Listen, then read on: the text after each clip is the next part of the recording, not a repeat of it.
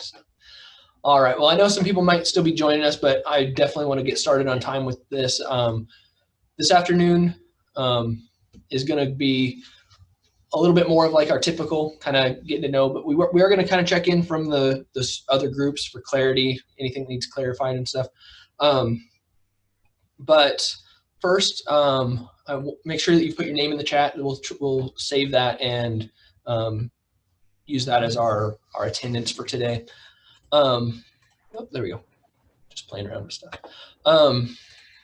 Before we get into checking in and the rest of the session, I was on a meeting last weekend, 2 weekends ago, and they did this activity to kind of as kind of an icebreaker. And so just to kind of break it up, and mostly for me, because I spent the last 8 hours of, or not the last 8 hours, the last 5 hours talking about COVID. And so I need a break from COVID. And so I want to see or learn a little bit about you guys, and I hope you'll learn a little bit about me. But we're going to play a little game of on the bus or off the bus, and you can just type it in the chat, or hold up a thumbs up for on the bus and a thumbs down for off the bus if you don't want to type. But on the bus is one scenario, off the bus is one preference, off the bus is a different preference. And so we'll just start with this one. You're on the bus if you prefer to read books. You're off the bus if you prefer to watch movies. What are you?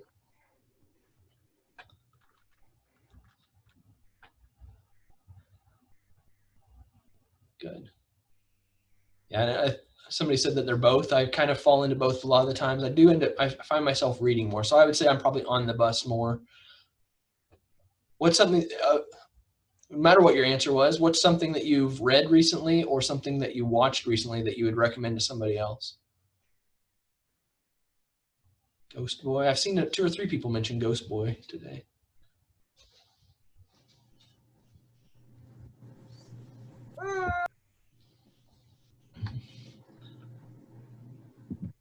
I should make anybody with a baby should have to put them on the screen. If they're with you, they should have to put them on the screen. Yay, there we go. Hey, Anna. In-services are so much better with puppies and babies. So I can't see everybody. So if anybody else is holding up a baby, like don't drop it. I'm trying to find you. So, good. All right. Awesome. What I've read recently, there's a book on coaching called The Inner Game, which is actually about tennis, coaching tennis. But I found it really interesting as we talk about how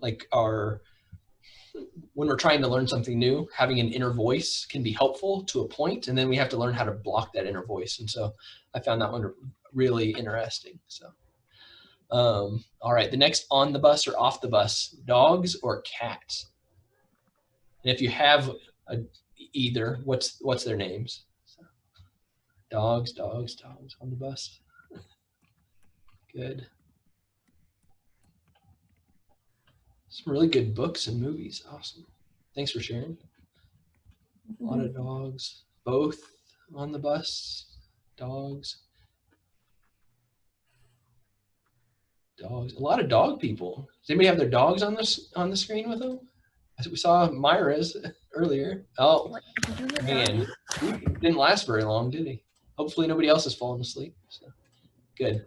I have a cat, but I'm definitely a dog person. We've got a 14-year-old dog who, she can't hear anything, but I think she pretends she can't hear most of the time because she can hear the stuff she wants to hear. So oh, I should have, yeah, somebody did the voting thing or the annotation thing. I should have had you do that for this. Sorry, I didn't. See, I'm learning how to do this whole thing. So good. Jax, Ginger. My dogs, we have Molly, we have Bella, and we have Rusty. And the only reason we have Bella is because we thought Molly, our 14-year-old, we didn't think, about 2 years ago, we didn't think she was going to make it very long. And Rusty is a very anxious dog. We knew he was going to need somebody else. And so we got a third dog thinking we would have 3 for a little while. And luckily, we've had 3 for 2 years now. So that's always good. So both have good. Great. And then the last on the bus, off the bus, for a vacation, where would you rather go, the beach or the mountains?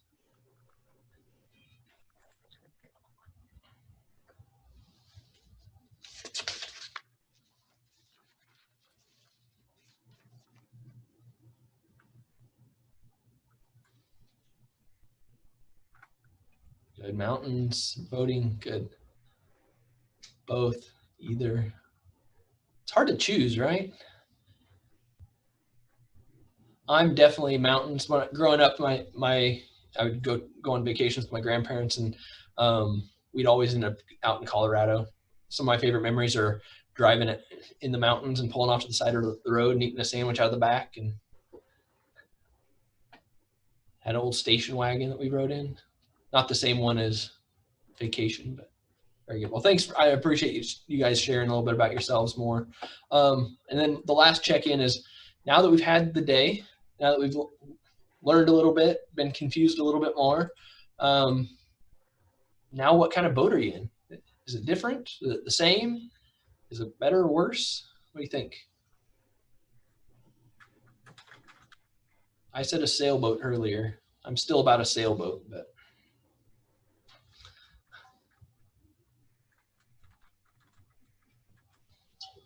Speedboat, Hannah? Is that about feeling like your mind's going 100 miles an hour?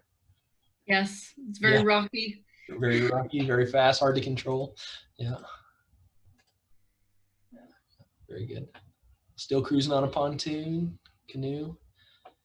All right, well, good. Hopefully we were able to give you guys a little bit more perspective. I know the next 2 weeks in all of our districts and all of our buildings is going to be full of professional learning that I hope will clarify things. We'll be sharing out more guidance and examples and everything else. As I was telling in my breakout groups, if there's something that you need, something that you think will be helpful for you, please let us know. Like I don't know, I see this in Lindy. I hope she feels the same way, but we are here to help, and we are eager to help. We want to make sure that you guys feel supported, but sometimes we're in our eagerness. Sometimes we get started on projects that we think will help, but don't actually help. And so I want to make sure that if there's something that will be helpful to you, let us know, and we'll work on it. We'll get things going. And so if it's research you want us to help compile, if it's resources you want us to create and share, like whatever that is, whatever would help you communicate with paras, communicate with parents, provide instructional ideas, anything, we're here to help and make things a little bit easier for you. It's hard work, but our job is to help you get that done. So paddle boat to my, just taking a paddle boat to your yacht, Tasha, good job. That's good. All right. From earlier today, oops. One thing, if you're presenting, this is just something to learn as we're going forward, because I learned this and I told people, if you learn something, share it. If you are doing the annotation stuff and you bring up your annotation, you can't change the slides when you're sharing. So I have to close my annotation and then progress. And then I have to go back and clear those annotations. There we go, perfect. So from the breakout sessions earlier, think about what are some things that still need to be clarified or expanded on. The one thing that I did get some questions about were masks. What are the actual requirements for masks for adults in our schools, in our buildings? The executive order from the governor, it starts applying to schools when kids start. So your first day of school is when that actually applies. That applies to those attendance centers. And so we do have requirements for masks there. Ellis County and Rush County do not have mask requirements, but everybody's encouraging them. The one thing is City of Hayes is requiring masks. And so if you're at Rockwell, if you're in the schools, you're going to be required to wear masks. Make sure you have one. The district 489 is ordering masks for all the staff, but I don't know when exactly they'll be in, but make sure you have masks. They do have, and by masks, they're ordering like some cloth masks. They also have on hand, if you forget yours in the car, forget yours at home. I have mine in my hand. I try to have one in my pocket all the time, but the other day I left the house and I had to drive all the way back to pick one up because I was going to the store and I didn't want to be pushed into an aisle or anything. So I had to drive all the way home and get one. But if that happens to you in the school, all of our offices, the business office do have extras if you need one. Just the disposable ones. but we'll have plenty, same way with the students, we'll have that. But right now the requirement is because of the city ordinance, not because of the executive order. So we do have to wear them. With that order, it's a little different than with that mandate as opposed to the executive order. The executive order says anytime you're in the building, it doesn't have a distance exclusion, but the city ordinance does. So if you are within 6 feet of somebody else, you should be wearing your mask. If you are in a situation where you can maintain that 6 feet, then you don't have to wear it. I did champs the other day, and I was able to get the room set up with everybody 6 feet apart, and so luckily nobody had to wear their mask for the entire day, but if they got up, they had to put them on, same thing. So just make sure that we're respecting everybody else. And I know that there's different comfort levels and everything. So make sure we're following those orders just to keep us all going. But anything else from the breakout sessions that needs to be clarified or expanded on? I'm trying to look through my notes. Masks again, for speech, are we going to be allowed to have the kid take their mask down while they're sitting behind the plexiglass shield just to see if they have the positioning correct and then put it back up? Yes. One of the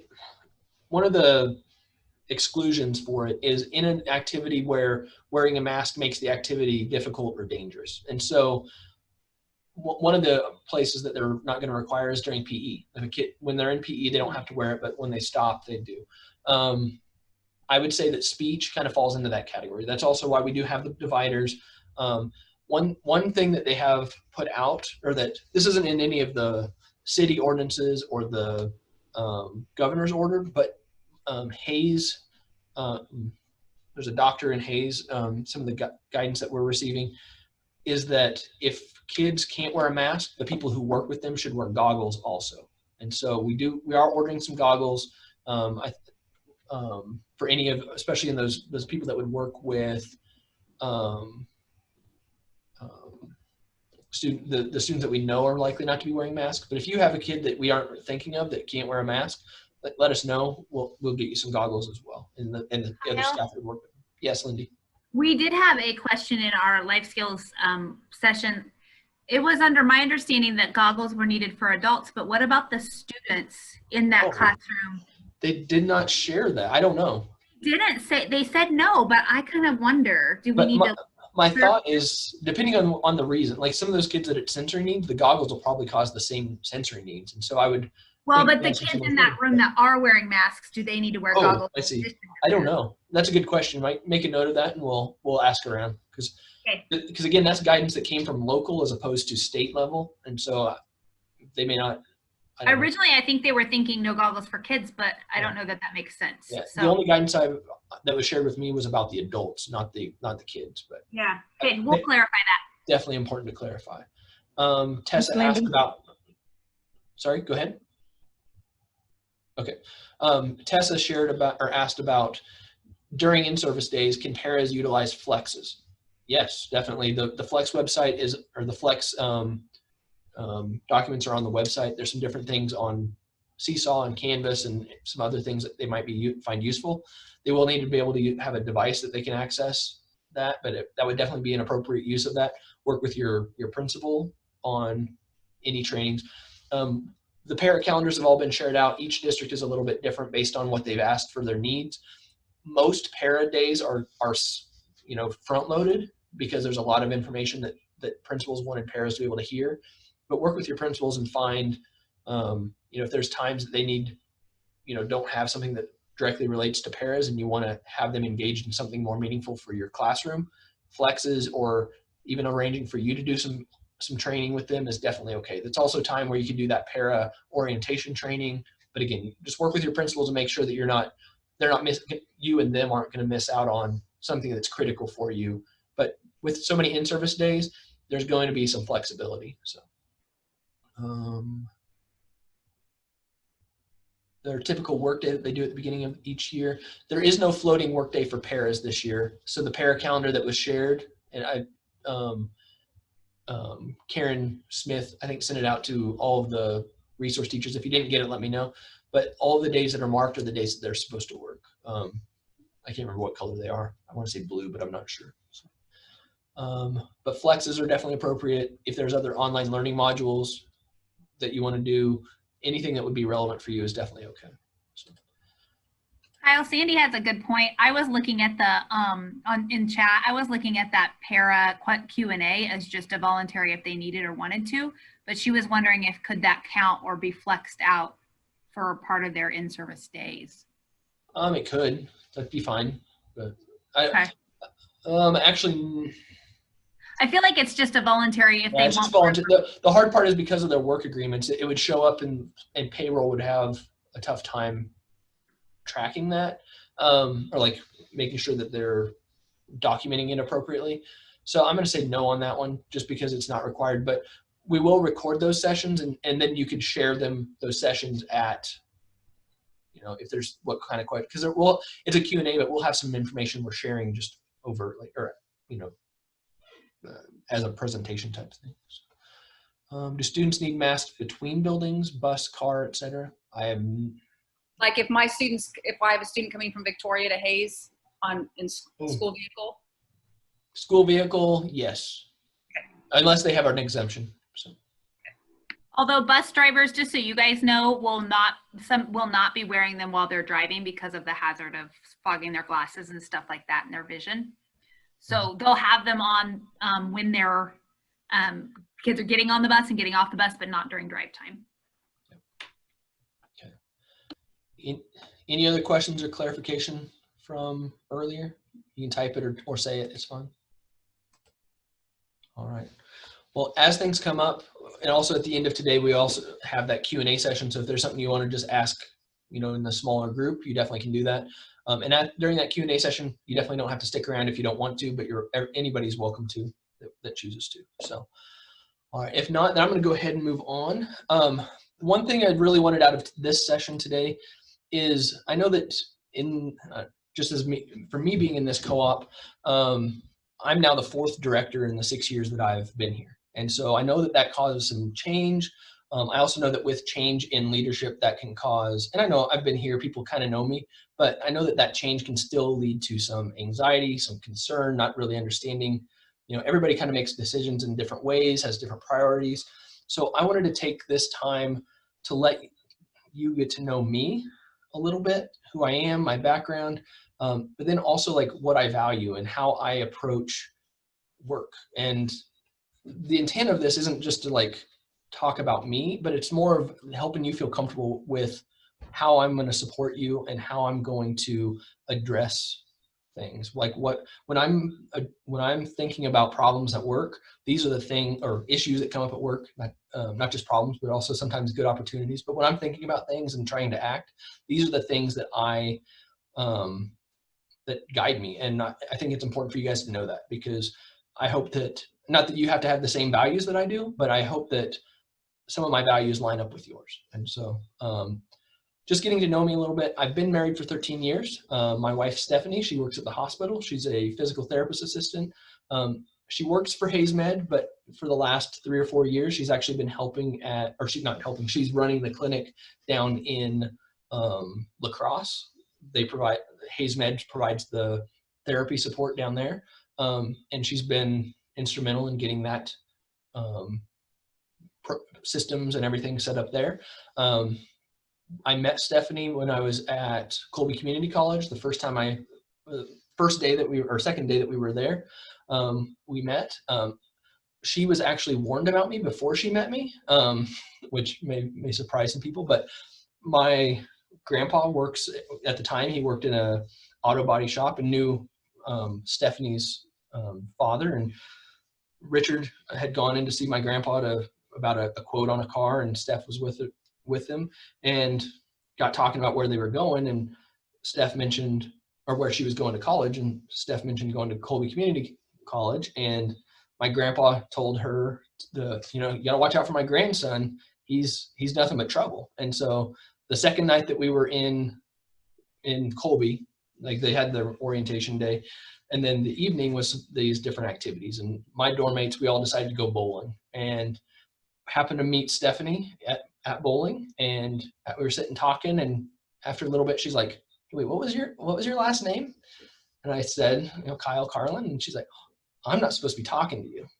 And so now we're married, and at the wedding, we blamed my grandpa for it. And but feels meant to be. Where her grandparents live is or used to live, and now her parents live there, is right across the street from where I had family reunions, basically all growing up. Like all of us Glennemeyer kids, we would go and play football outside on right across the street. I'm sure that her and her siblings came over and played with us at different points. And so just small world kind of things that happen up here in Western Kansas. So like I say, I've been with her for 13 years. We have 2 kids, Lauren and Evan.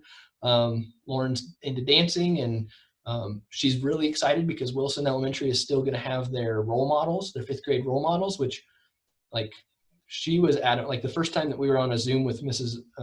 Sheevy and back in April, I think it was, the main question she wanted answered was, how are we going to handle role models? Are we still going to do that? Because she knew there was an application process and an interview process. And so she was really interested in that. And so she got chosen for that. She's really excited for that. Evan, he's 6, he's going into 1st grade, and he is a ball of fire. Some people call him a mini Kyle. I don't know why, but perhaps that in my 3 truths and a lie, the thing about me going to the principal's office at least once every year until from kindergarten through freshman year. I don't know if I'm pretty sure he's been to the principal's office. So hopefully he breaks that cycle though with mine. So I went to Colby Community College. I went to Fort Hays. Been on the path to become a school psychologist the entire way through that. And then got into administration where I did my Fort Hays, or did that through Fort Hays as well. And then between high school and this career, I spent 8 years in the Army Reserve. I was with the unit here in Hays. I was an optical lab specialist, which is a fancy way of making glasses, or to say I made glasses. I was deployed once to Southwest Asia. There's a lab out here out on Commerce Parkway in the reserve unit. I was in charge of that lab for the last 3 years that I was in, and we made glasses for reserve units west of the Mississippi. And so it was a pretty neat experience. We made them for west of the Mississippi, but truly we only got like 4 or 5 orders a week or a month. And so it wasn't like super grand, but it was, I like to say, I was in charge of half of the country's optical needs. So, and then free time, I like to get golf and fish, and really just anything that can get me to spend time with my kids. That's the biggest thing for me, is trying to make sure that like early in my career, I'm sure others can relate, you get so wrapped up in trying to help the kids we work with, and that's definitely important. But I found like the time I was helping other kids was starting to interfere with my own kids. And so I had to balance that a little bit. We'll talk about that in just a little bit, how when we talk about balance, it really isn't a balance. So professionally, was a school psychologist for 7 years. I started down in Dodge City with SKACD. I did 3 years out in Oakley, like I was in prison or something, but I worked for 3 years out in Oakley with their service center. I covered Hill City and Hoxie, implemented. There is where I really learned how to be a school psychologist, the way that school psychology is done here, where we're involved in everything. We're not just test in place.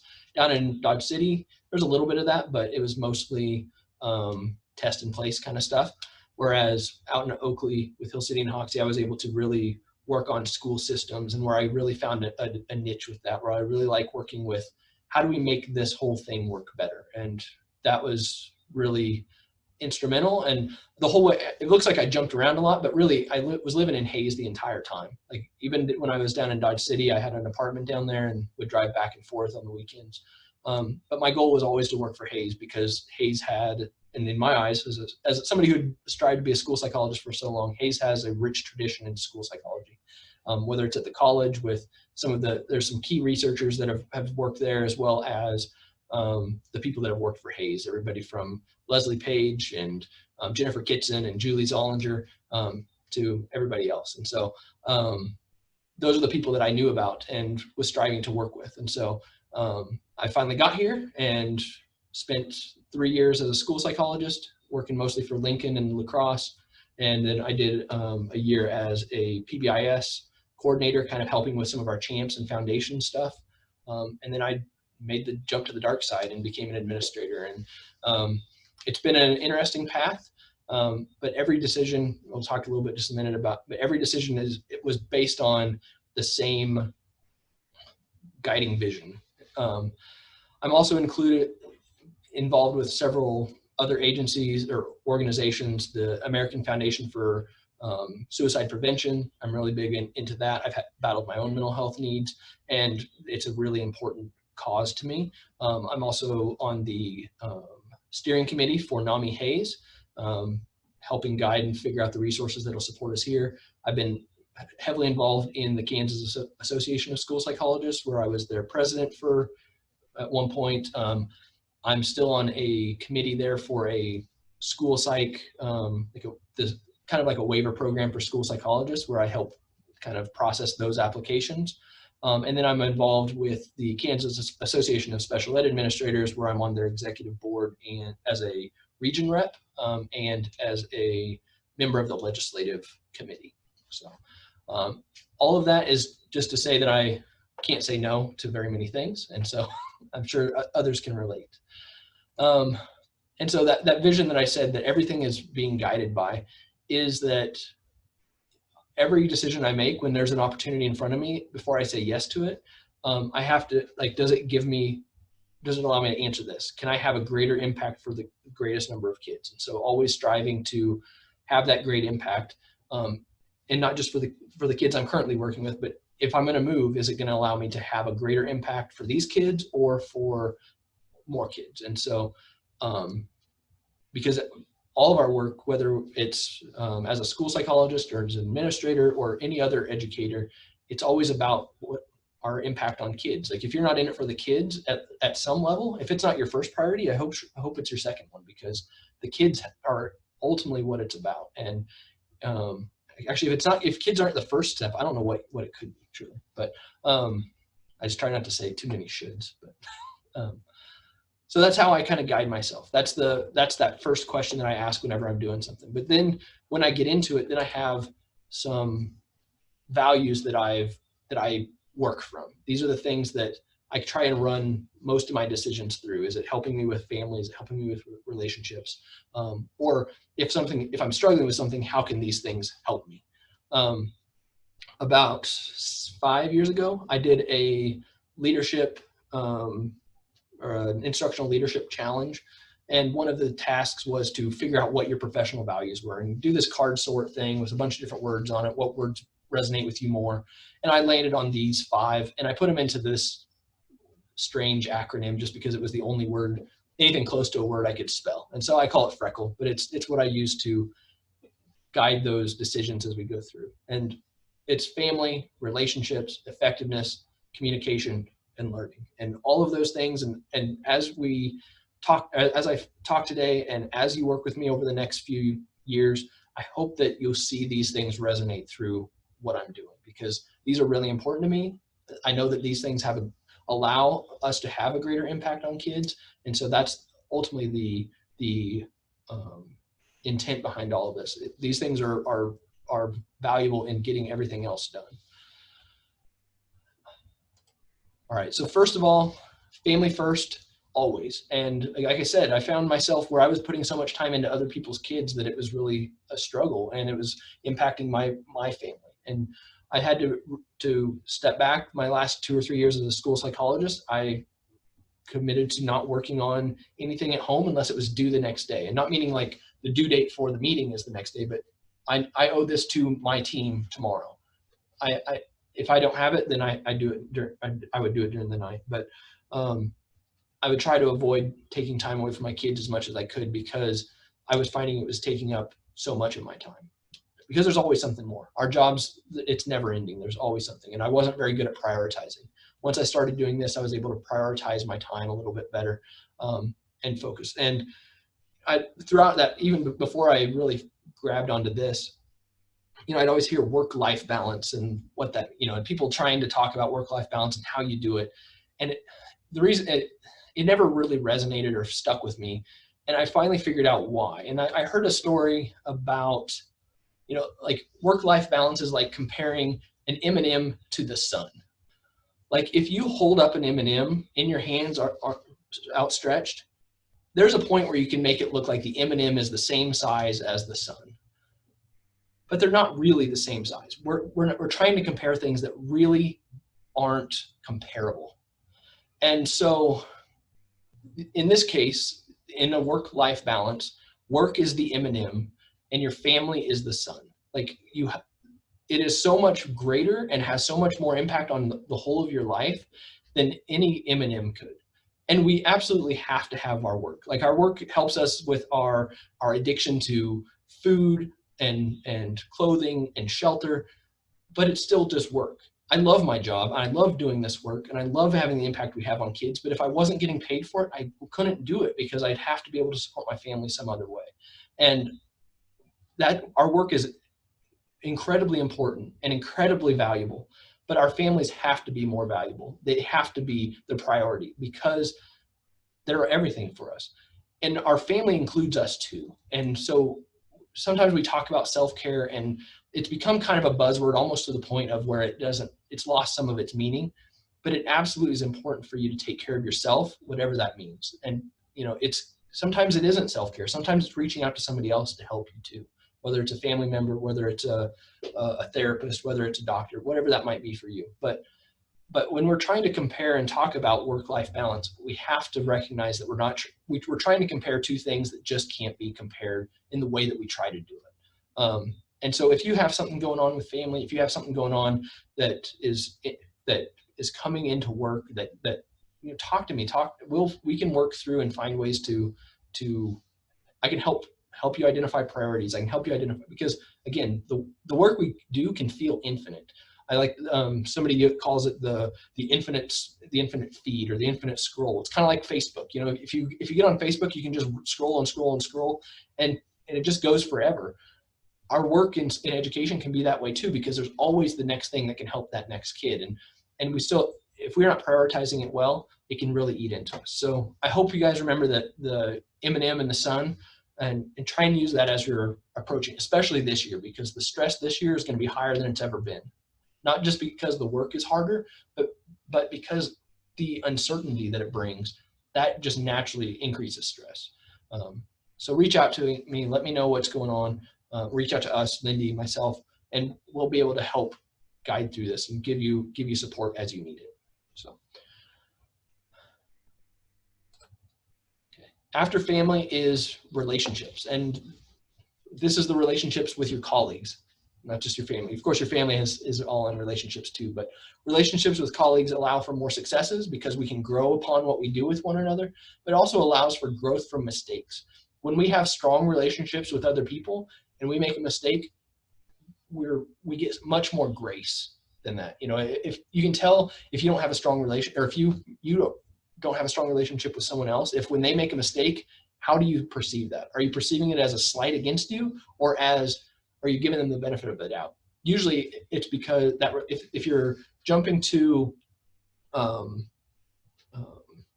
that blame side of it, that negative emotion towards that mistake, all mistakes can lead to some frustration, but how we approach it, that can tell us how strong that relationship is. Maybe we need to put more time towards that relationship and make it stronger. And that goes both directions, whether you're the person making the mistake or the person experiencing it. Some of the things that ultimately help with relationships, though, are knowing your team. Get to know their personal lives, their kids, their pets, their what do they like to do on the weekends? What are their ambitions, their dreams? What do they want to be when they grow up? And that's the team that you're working with directly. That might be the other special educators. For those that have paras, it's the paras that you work with. For me, it's the school psychologist. It's all of you. Also get to know the others in your school. Take time to get to know your secretaries and your custodians and the other teachers. You never know who you might need to reach out to for help later on. The more that you work on that relationship and talk to them and talk to them about the things that matter to them as much as what matters to you, the stronger those relationships will be, and the easier that you'll get the things that you need to help kids or to make something happen. Be a good teammate. There's a whole list of things there about being that fit into that category of being a good teammate. A lot of it is just like, help out, volunteer, know what they're going through, over communicate. So one of the things that, communication is definitely on this list, and we'll talk about it in just a little bit more, but silence is seen as negative. And so if you're not talking to other people, if somebody sent you an email and you haven't responded to it, that's going to be seen in a negative way. And even if it's not intended, that's the perspective of most people towards silence. So be talking. It's much better to over communicate than under communicate, because we all hear things, or we all have certain things that, we hear it the 7th time and that's the first time we remember it. And so we have to keep that going. Own up to your mistakes when you make mistakes. If you say you're going to do something, make sure you do it. Be trustworthy, reciprocate. If somebody did a favor for you, look for opportunities to repay them for that favor. It all goes together in making us work as a team, because with collective efficacy, we know that we get more results when we work together towards the same goals. And without strong relationships, it's hard to know what those goals are. Another thing around relationships that we'll emphasize a lot this year is this model called DISC, which is kind of thinks about how you approach tasks. Are you more task oriented or people oriented? And are you more fast paced and we're going to just get it done quickly, or do you want to make sure it's done right? And everybody falls somewhere in here. Usually people fall pretty strongly into 2 categories. Personally, I'm an S and a C, just for those that know, but we're not going to go into the great details of what DISC is right now, but DISC is really important in understanding others. It's good to know what you are, but it's more important to know what other people are, because when communication is breaking down, when it just feels like it's impossible to work with somebody else, sometimes it's important, or it can be a lot easier if we switch and talk to them in their language. So if they're somebody who's more task oriented, how do we change? How can I say something in a way that they would say it? We try and communicate in a way that they will understand it a little bit more. Not because the words, they don't understand the words, but because the perspectives can be so different in how we approach tasks. And so, again, we'll go into this a whole lot more. Those of you that were in New Teacher Academy this last year, we got into DISC pretty well. I intend to do that more this year with everybody, of sharing different resources and knowledge about DISC. The next thing in Freckle is effectiveness. I used to think it was important to be efficient. Like, let's just do it all fast and do it all, as quick as we can, doesn't matter. Well, efficient really isn't helpful if you're not effective. Like, you can dig a hole as fast as you want to, but if it's not in the right place, you're just wasted time. And so make sure that again, there's a lot of different things we can be doing, but we have to make sure that what we're doing is working. Get the results that we need, whether that's the IEP goals, whether that's the compliance side of things we're doing, or anything else that we have to focus on in our work. Are we actually getting those results? If not, what do I need to change? And then once we know what works, then we can figure out how do we make it better so it's more efficient, and so we can do it more with more kids. But until we are effective, we can't be efficient. To do that, we have to get the results we need. Talked about that. This means have to identify priorities, and this goes kind of back to the sun and the M&M. When we identify our priorities well, we don't feel as stressed because we're getting the results that we need. What gets us upset the most is we get doing these things and then we still have these results we're trying to achieve, and so that's where we spend more and more time on it. So helping identify our priorities in special education definitely have to be around learning and services, around the FATE, making sure kids are making progress towards the things we need them to make progress towards, and we do have to do compliance. Compliance is a necessary evil in special education, because the reason that the compliance is there is to make sure we're doing the things right that are shown to make special ed work. Because if we're not doing those things, then it implies that we're not doing the other stuff. So we have to do compliance, but ultimately we do compliance so we can do this. Because I don't know how many of you know this, but if we get dinged on compliance, 15% of our federal money has to go towards fixing, at some point, 15% of our federal money has to go towards fixing that compliance issue. as long as we stay compliant, that 15% can keep going towards services and learning. And we want to keep that going. And that's why when we talk about compliance around special education, that's why it is important, so we can keep doing this stuff. To be effective, know you know others. When you're working with other team members, know what you've committed to, know what people are asking of you, and make sure you do it. With deadlines, make sure you're on time. If you're not going to be on time, communicate with why you're not, or communicate that you're not. Because the big thing around deadlines is our work builds upon each other. A lot of the time, somebody else is waiting to know that you're done with the work. And so communicate that you're done so that the next person can move on with the next step. IEPs, evals, those fall into that. But there's a lot of services and a lot of other things that fall into that as well. So focus on what we need to do and communicate when it's done, and we'll be a lot more effective as a group. And then communication, the first two of relationships and, well, the second two, the second and the third one, relationships and effectiveness, those are kind of like the main rooms in the house. Those are the things that I really try to focus on. Communication and learning help me do those things. And so communication, it makes relationships stronger, but it makes teams more effective. Like I just said, when you talk about what you've already done, or when you share what you've already gotten finished, the next person's able to carry that a little bit further. Silence is negative. We have to be talking. Within special education, within our office, I hope that you feel like I communicate enough, because that's my goal, is that I'm communicating. And it may never be enough, but I hope you feel like he's definitely communicating. Lindy's communicating. We're sharing. As things have been stressful, we've tried to increase that. We've added Zooms and open office hours. We're going to continue that through the school year. Those things, especially the open office hours, you don't have to join those. But if you have questions, if you have concerns, we want to make sure that you feel supported and feel like we're there if you need us. You can always call us. We'll call you when we have things. Our biggest way of communicating right now is email, just because with large communication, it's really hard to make that phone calls. It's really hard to do that as letters. Like email is just again, another one of those necessary evils in education and in any organization. It's fast, it's efficient, but it's not always effective. One thing around email, I do ask that within 24 hours, kind of know within one workday, not 24 hours because the weekend I wouldn't expect it, but within one workday, at least be aware of what's in your email. And within 48 hours, if it requires a response, provide one. Not necessarily that it's the actual, like if it's asking for something that you won't have yet, provide a response that says, hey, I'm working on that. I don't know that I'll have it today, but I'll have it by Friday. Or some way of communicating that, hey, this is on its way. Again, that silence was seen as negative. Also, I want to reiterate that any email that's coming from Karen or Kylie about compliance, asking about, hey, where's this document? Hey, where's this?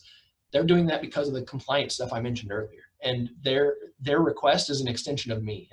And so I hope you give them the same respect in those emails and in the communication that you would give to me or any other, or your principal or any other supervisor. In person, I'm still not exactly sure. Like I'm really pulled at what in person will look like for us this year, because I really love being in classrooms. I love getting to the schools and getting to interact and see the classrooms. But I also don't want to create issues because there's this extra person coming into the building that may not need to. And so I'm going to try and balance that. I'm going to talk with other administrators and see how they're supporting that. I really want to be in person, and I'll be communicating how that'll look. But ideally we'll be able to, but again, there's a lot of logistics around that that'll be a little bit tougher. We are going to continue with the weekend updates. It's not weekly, but we try to provide key dates, key technical updates, resources, especially celebrations and recognition. So those kinds of things come in those weekend updates. We try and send them at the end of the week. It's just as a way to kind of compile. There's some stuff that just doesn't need to be its own email, and that's where we kind of compile a bunch of stuff that can fit into that. Also provide resources that might be relevant, provide different technical updates. And then recently I was reading about the difference between bulletins and bulletin boards and the value that each have. Bulletins are these things, they come and go. Like you get the email, but you might forget which one it's in. what I've done is on the website, I've switched to a bulletin board. Like the weekend updates are still going to come. Those are our bulletins. Those are, hey, here's some information. But those key things that need to be updated, you don't need to have to go back and look at past weekend updates. If you're, a month ago there was something in there that now I don't remember where it was. If it's something that was that important that you need to know, we're going to try and put it on that bulletin board, where it's a place you can just kind of go periodically, kind of like the bulletin board in the hallway. You don't stop and read it every time you go by it, but sometimes you're kind of waiting for a parent at the front of by the office, and you're kind of looking it over, just seeing, is there anything there that's relevant? That's just a way you can kind of find the recent guidance, check it periodically, and we'll try and put resources there as well. But just as a way to try and give another way to communicate where you know where to go find the most important stuff. If it's important, if it's important for us, one, we might also send a follow-up email, or we'll provide other reminders, but we'll also have it on that bulletin board to make sure everybody, just can find it kind of secondarily. So, okay. And we do that because the communication is important. Our lives are busy. There's a lot going on. We have an obligation to make sure that we're sharing the information as many times and as many ways as we can, because we know people will engage in it in different ways. So, okay. And then the last one is learning. And the biggest thing is that no one knows it all, and no one knows how it will be different tomorrow. And what is known will be different tomorrow. So just because we know something today doesn't mean it's going to still be that way. COVID and how we handled this reopening has been exactly that for me. Every day is something new. We learn a different, there was one day where we had 3 different rules, or the rules changed 3 different times about, do preschoolers have to wear masks? We got one answer, and then we got a different answer, and then we went back to the first answer. And so trying to figure out how all that looks, like we all just have to be flexible. We always have to be trying to learn and understand things more. I read the process handbook like the special ed process handbook every summer, because every time I read it, there's something new in it that I pay attention to, because it makes more sense now, because I have the context. And so always be looking for how you can be learning more. And also as an organization, how we can keep learning from each other. I emphasize it in a few of our sessions, but if you're trying something with a kid and you find that it works through this continuous learning, through whether it's on-site or remote, and you're like, hey, this really works well, share it with us. We want to be able to know that so we can try and scale it up and do it more. One thing that I'm going to incorporate more, because like with COVID and with some of the impacts on the economy,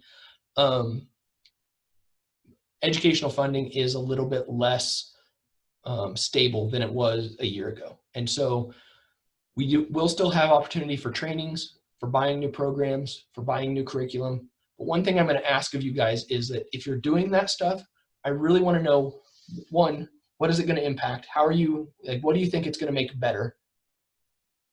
And then help me understand, and then we can work together to see if it actually did make it better.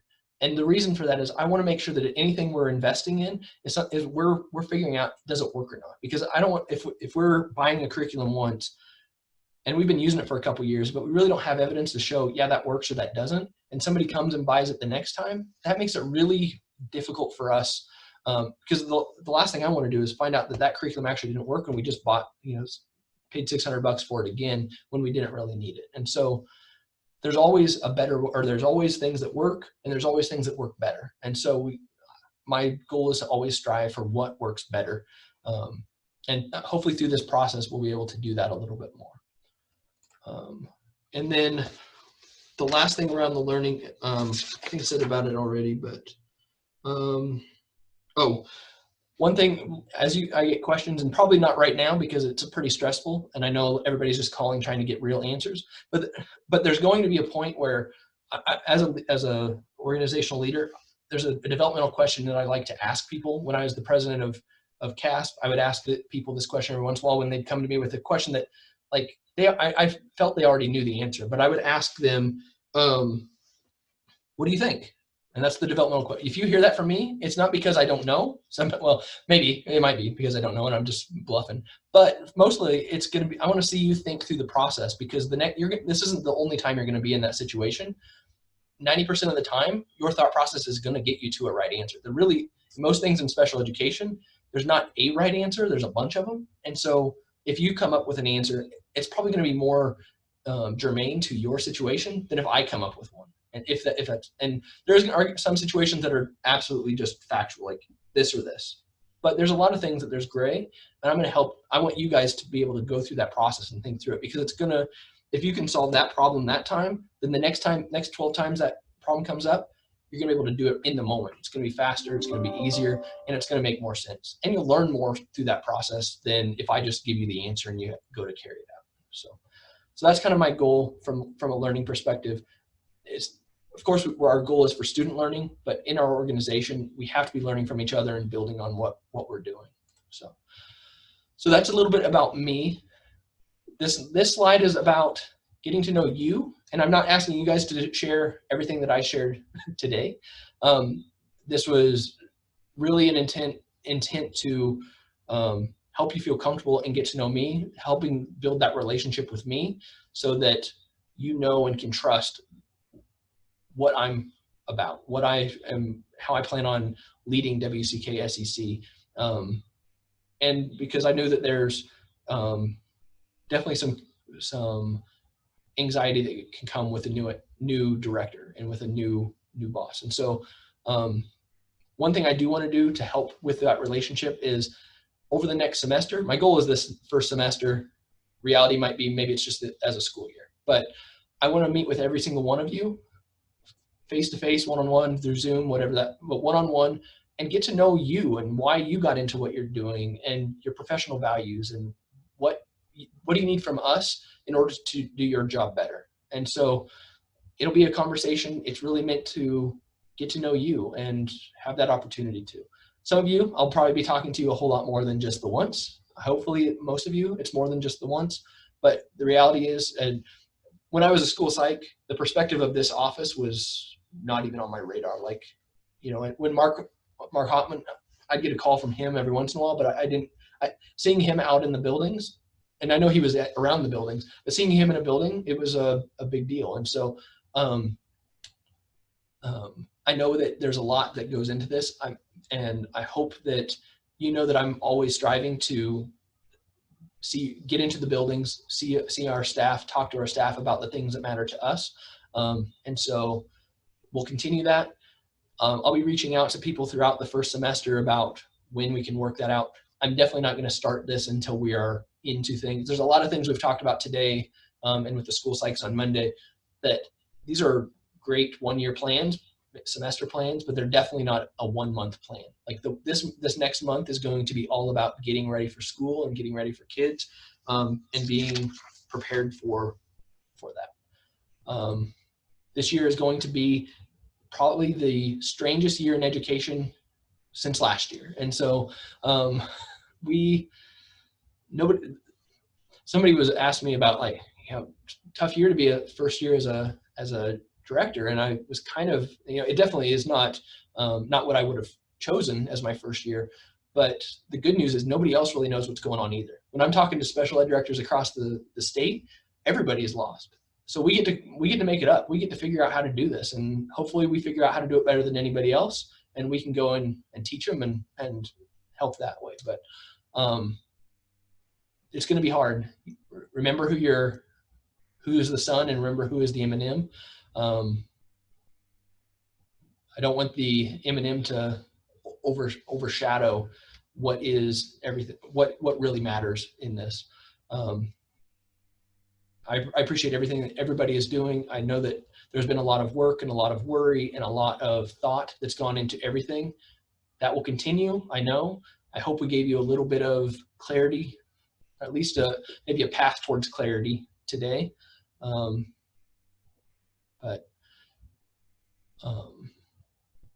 I'm incredibly proud of this group. I couldn't imagine trying to navigate this with a different group, because we've got rock stars everywhere in this organization. We've got people who care deeply about kids, who are hopefully future state special educators of the year, and other people who are doing outstanding things with kids. And I know that no matter what happens, there will be mistakes. There will be things about the contingency plans that missed. but I have no doubt that we're going to do everything we can for the students we serve. And I am here to support you as you try and do that. So just remember that. We're going to go ahead and just shift to the Q&A. Anybody who wants to get off certainly can, but I appreciate if you guys have anybody that does have questions, you can join. So, but I appreciate everything. Thank you very much.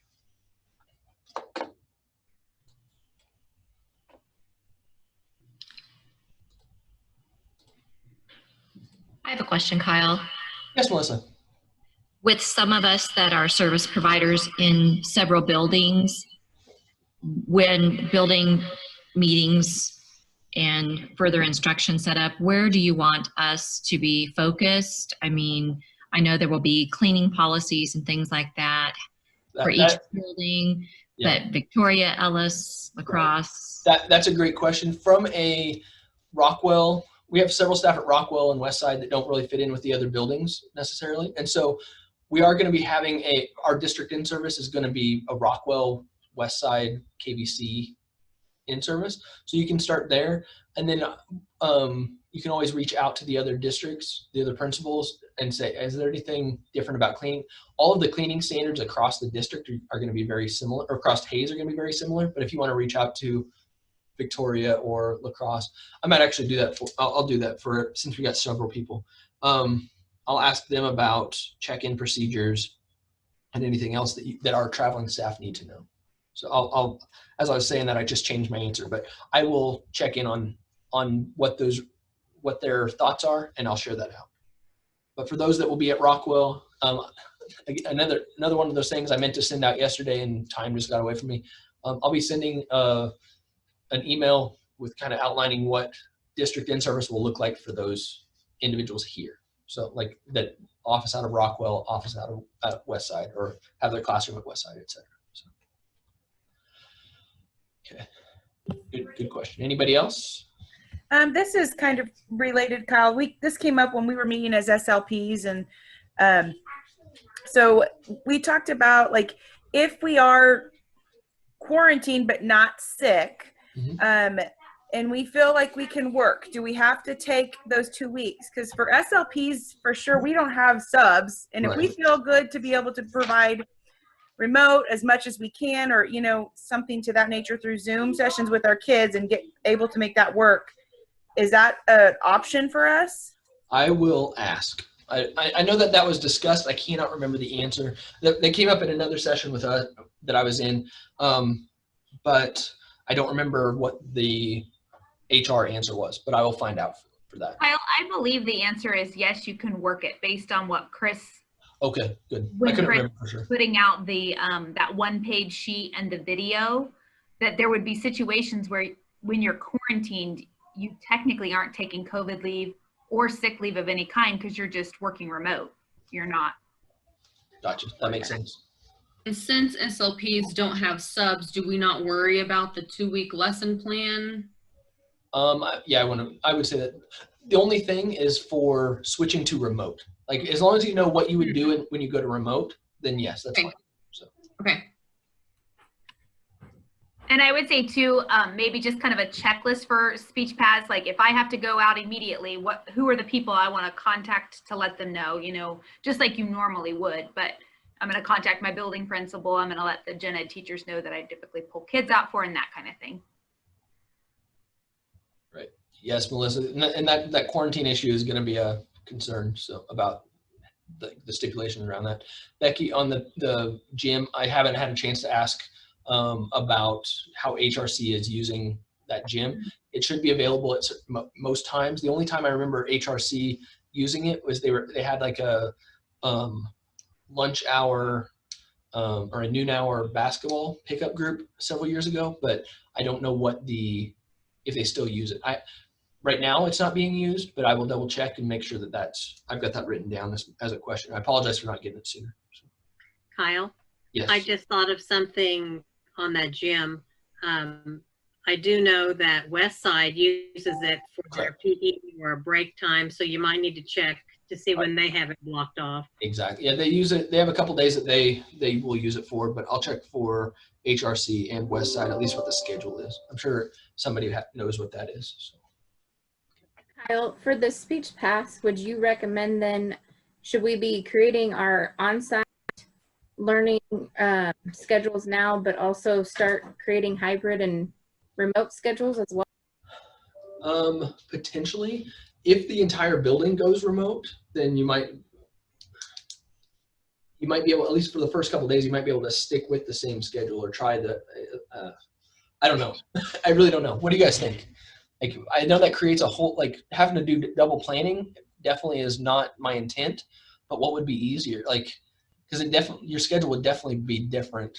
Yeah, I don't even know if we would be able to for sure, because parents might have different plans if they are on, if they are on online learning instead of, you know what I'm saying? So I don't know if parents would know when to sign up with us, I guess.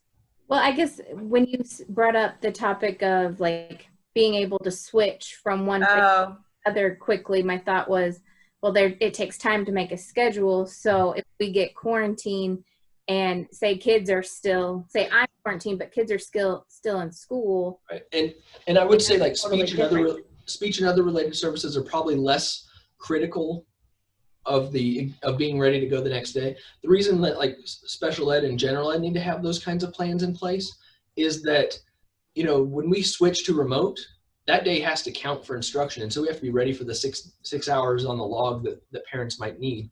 I don't know how fast we would have to shift or not.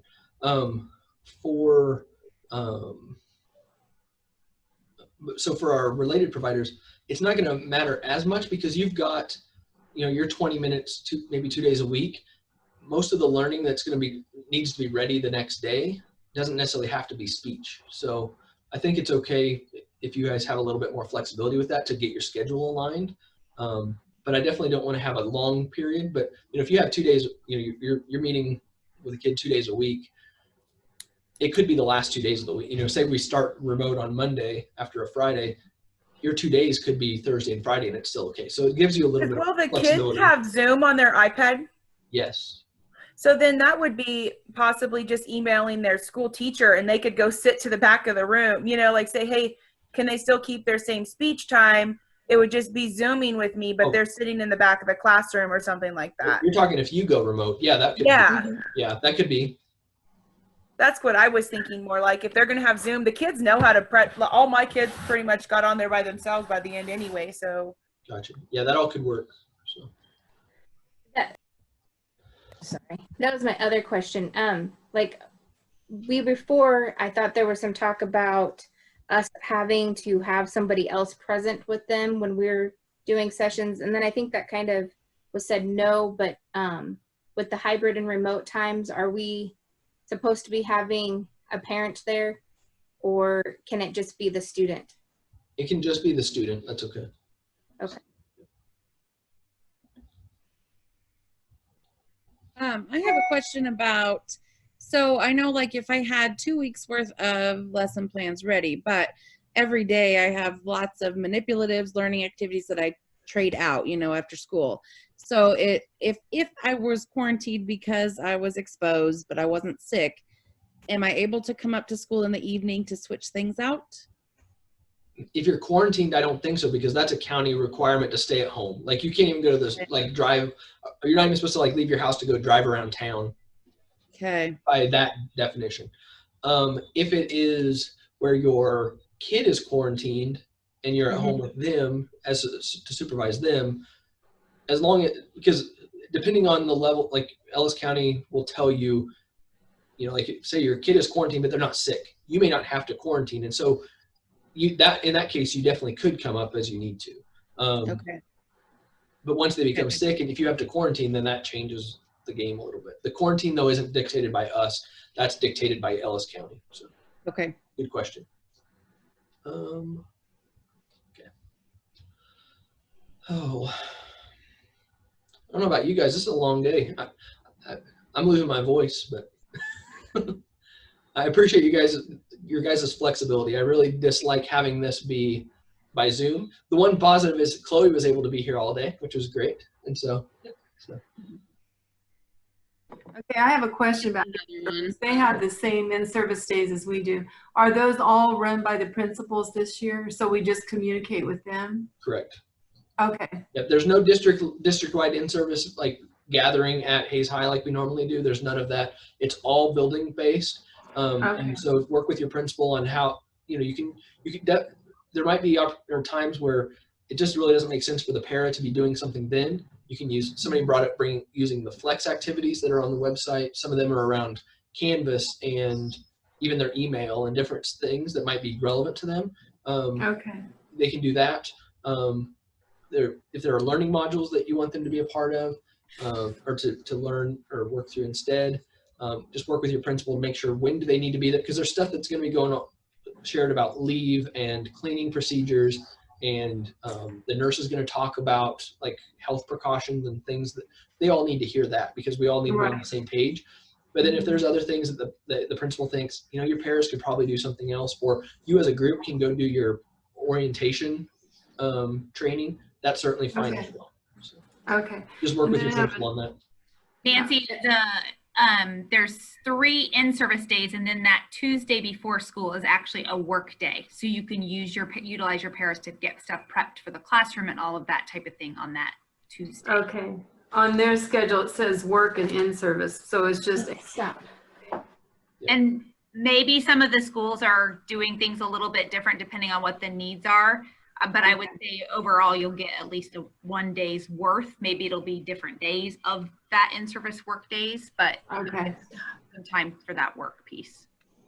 Okay. And then I have another question. As we develop these plans, like the hybrid plan, and maybe I missed something in all the reading, but we don't know do we know what the hybrid plan is going to look like? Each district is a little bit different. In Hayes, the original hybrid was the plan of, we'll have half the students here on Monday and Tuesday. We'll have the other half on Wednesday or on Thursday and Friday, and Wednesday will be a day to clean. And then each building was kind of a little bit different in that, some small changes. The actual reality of trying to pull that off, it seems like it's not possible. I mean, if there might be a point where we have to sit down and really just hammer out what it looks like, but what hybrid in Hayes is going to look like mostly is where most kids are at home remote and some kids are being invited in for small pockets of learning. And so it wouldn't be like so long answer to say, no, it's not really dictated, except for like for our students, think about it from, if they're remote, is that kid one that could be coming to hybrid? Okay. Middle school and the high school might be a little bit different. Other districts might be a little bit different. So yeah, I guess this is what I'm thinking. If I think my remote plan and my hybrid plan might look the same, because as fear sets in with parents, they might at one point say, yeah, I'll send my kid there, and then like, oh my gosh, German trusted place. And the one thing, because hybrid is if the kid is coming to school at all. If you and the parents agree, hybrid really isn't appropriate for this service, for what's going on, and we just want to do remote, then your plan is just remote, because it's a matter of, is that student going remote, or is the family, or is the student going hybrid? And so in the hybrid plan, you could basically write in the other considerations, there's a blurb in there right now in the example, or the picture on the guidance, that says the team feels that a hybrid learning plan isn't necessary because of something. I can't remember exactly how I wrote it. Oh, I don't know how I wrote it, but I have it right here in front of me. I could just look at it. So you're saying right now the district's saying we won't be pulling classes in during hybrid, but small groups could come in. Correct. That's the plan right now. Yeah. Okay. So the blurb on there right now is, so for students that hybrid learning is not being used, you can leave the services blank and indicate here that the student will only be educated using a fully on-site plan or a fully remote plan. So that just says it's either the IEP or it's remote. Okay. Okay. So that would be perfectly fine. Again, that still has to be an agreement between the IEP team and the family, but I can definitely see situations where that fits. So. Okay. All right. Thanks. Yep. Hey, I had a question about homeschool kids. I have a couple of kids that their parents decided to homeschool them this year, which is different than them selecting remote learning through the school. Correct. How do we fill out the contingency plans for them? Do we just ask them if they want to come up to the school or if they want to do Zoom? I feel like they're not really going to have a hybrid. No, they wouldn't have a hybrid. It depends, and it also depends on where if they did like an online virtual academy, like a K-12 academy or a Connections Academy or something like that, then the IEP responsibility isn't on us. It's on the public school that runs that academy.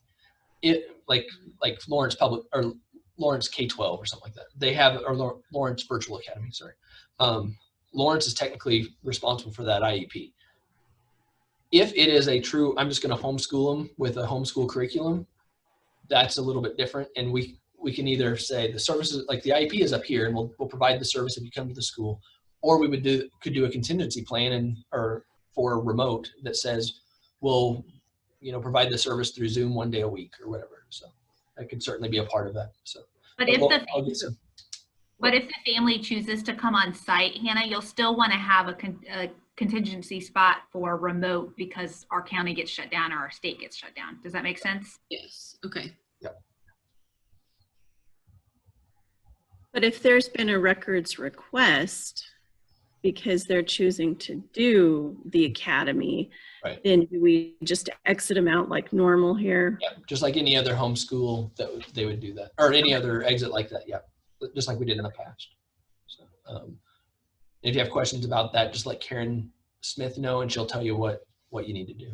Yeah, I was saying that more for, you've done that several times, but for those others that it just sounded like you were telling, I can't remember, I think it was Hannah.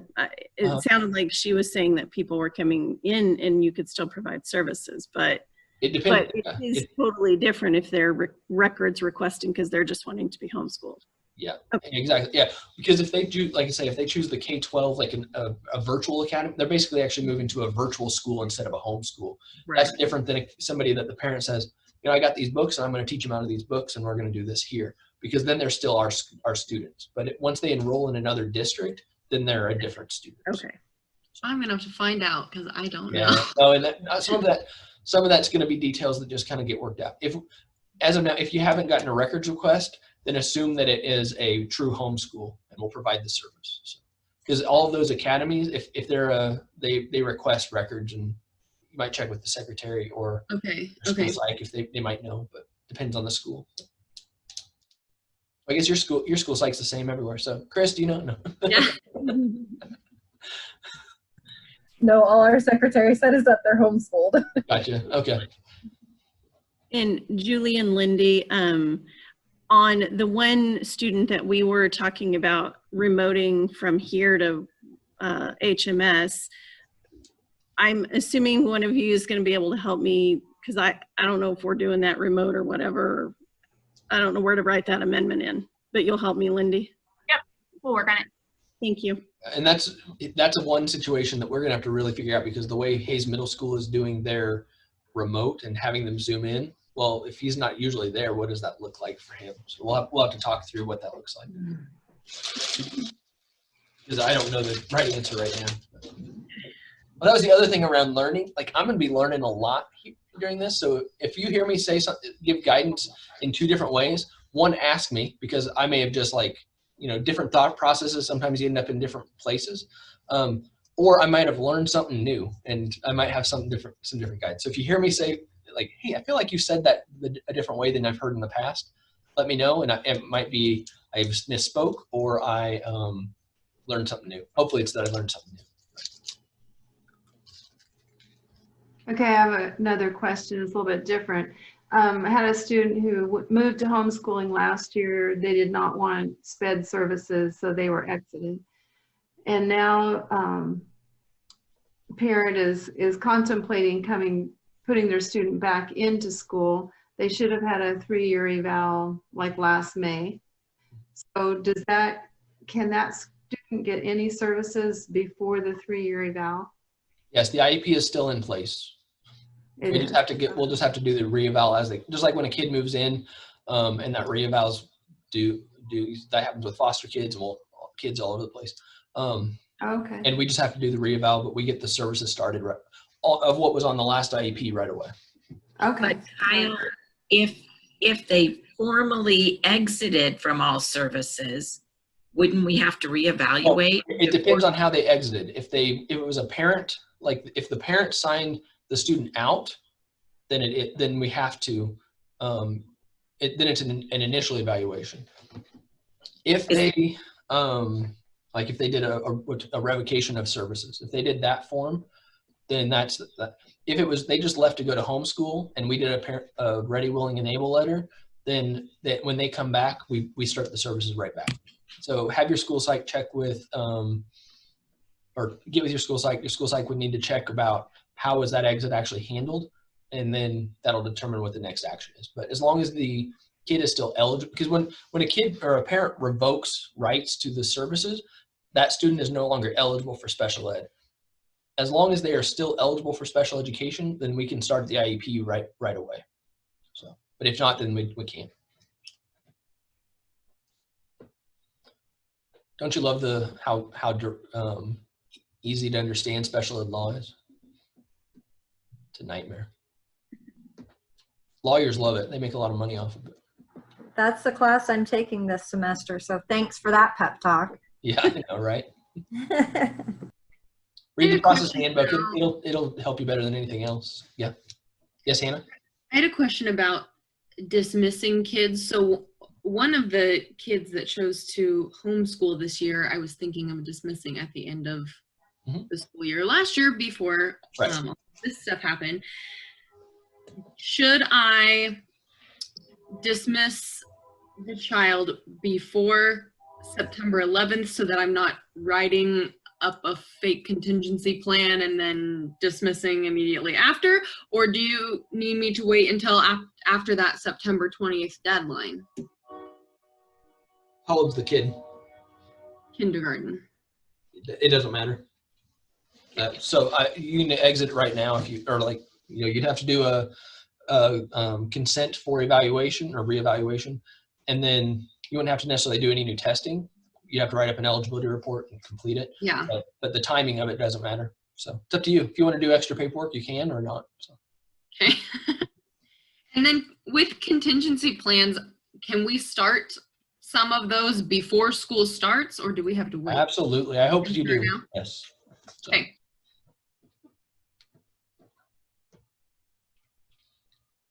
All right.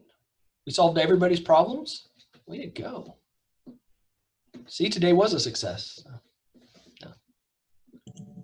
Hey, Kyle. Yes, Gina. I've been kind of popping in and out, so I've missed a couple things. Did you guys talk about FastBridge at all today? Just briefly. I mentioned that, but I'll share it again real quick. The only thing I shared was that we have it now, and that we will start with M-Class. The people who are in M-Class will offer that. I've got some guidance that I'll be sending to you to get started with that if you choose to. If you want to just stick with Dibbles for a little bit, I'm perfectly fine with that, but it'll have to be the paper Dibbles, unfortunately. But I did share about how you got the email about like the whole background of FastBridge, right? Like what it is and everything and how we got there. No? Oh, okay. I thought I sent an email to all the M-Class people, but anyway. Okay. And I could have just missed it, but yeah, because I want to get started on it as soon as we can because we're looking at a school-wide thing too. Oh, okay. I'm kind of the guinea pig with Jared. We want to look at it and make sure that we are definitely in that first group we want to be. Yep. Okay. I'll be sending some guidance because it is a change, but it's not a required change. But we're trying in this first month, especially all the way through the first month of school, really trying to avoid adding anything unnecessary to people's plates. But I will send some guidance if you want to get into it, how to start getting into it. So we have some some online trainings that the people that have, I think it was Chris Schramek even who said that in Great Bend they use those materials mostly, and it seemed to be enough to get people off the ground with it. So we'll start with that. And we're always looking for guinea pigs. So I'll help with that. So. That would be great. And then did you guys talk at all about evaluations? Like, can we do early testing before school starts if the parents request it? Yes. That's definitely okay. check with your building principal first and make sure they're comfortable with kids coming in if there's any extra procedures. But yes, I'm okay with it as long as the building principal is. And it does. If it's an initial, you're testing on a day that doesn't count towards your 60 school days, so that's good. So. Okay, yeah, because we have 3, and Chris is like probably like, oh no, but yeah. But yeah, all the parents have already reached out and asked if we could get started, and I'd rather do it now than when we're swamped in a couple weeks. Yep, absolutely. That's okay. Perfectly fine. Just work with the parent on a time. So. Okay, thank you. Of course. All right. Anybody else? All right, well, I have a question. Like, was today useful? Okay, good. Mostly yeses? Yes. Yeah, okay, good. Yes, very much so. It answered a lot of questions. Good. I know that right now everything kind of it clears things up, but it muddies other things. And so I know that that's happened some today. We'll continue to keep working to try and unmuddy the waters the best we can. But if you have questions, if you need something, reach out. We'll talk you through it or try and figure it out with you. So I sure appreciate everything you guys are doing. So. And will these recordings be on where like the rest of the information is? Or are you going to email these links? Yeah, I'll put them into the same link or the same spot if they'll let me. And so a couple of my sessions, the recording, it was trying to process the recording from the last one at the same time that I was recording this one. And so I did have a couple things. So if anything did get missed, truly all of the breakout sessions are the same, except for maybe the small details of conversation. But I'm hopeful that the videos will work as I hope they would. But we'll see. I didn't realize if we were going back to back that it would cause some problems. So that happened on my end too. So we'll, if not, then we can definitely have conversations to clarify things if we need to. But the slides will be added.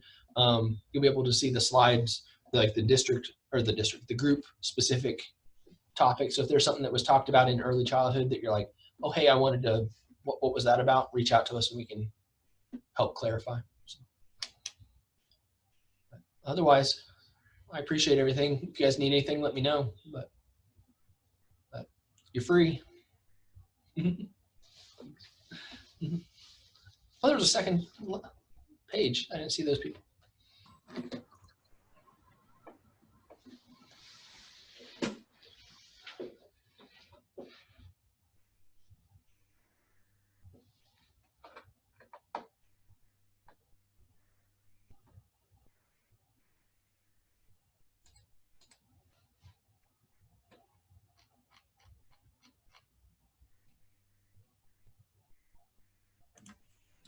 Thank you for all you did. Thank you. Sorry, I've been kind of in and out. Oh, no, I understand. We got a lot of good training in. That's good. Awesome. Check the box, right? So we're trying. Awesome. Oh geez, my phone keeps ringing too. But I kind of heard what you said. You're going to post the links, and they were having trouble processing a little bit, but they're all. Yeah, exactly. Yeah, the videos there. I thought that I didn't realize there's a processing time like in the video. So if you start one while the other one's still processing, sometimes it causes an error. And so there might have been one or two that we didn't get the whole thing, but I'm hopeful that we at least have enough across all of them. So. Okay. And is there anything that Jared or I need to do?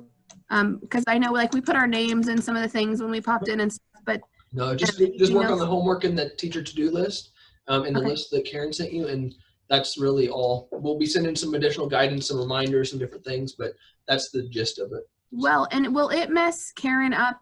We're going to move some of Jared's over. So, Jared and I were working on our caseloads. Yes. Just let her know. I'm going to have 12 and Jared's going to have 11. Okay. So I don't mind checking the ones that are still on my caseload. But can we just start moving those over when we're ready, like changing the provider?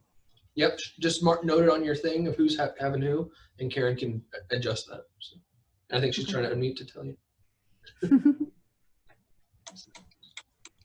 But yeah, that's no problem at all. That at the middle school, for example, they move kids.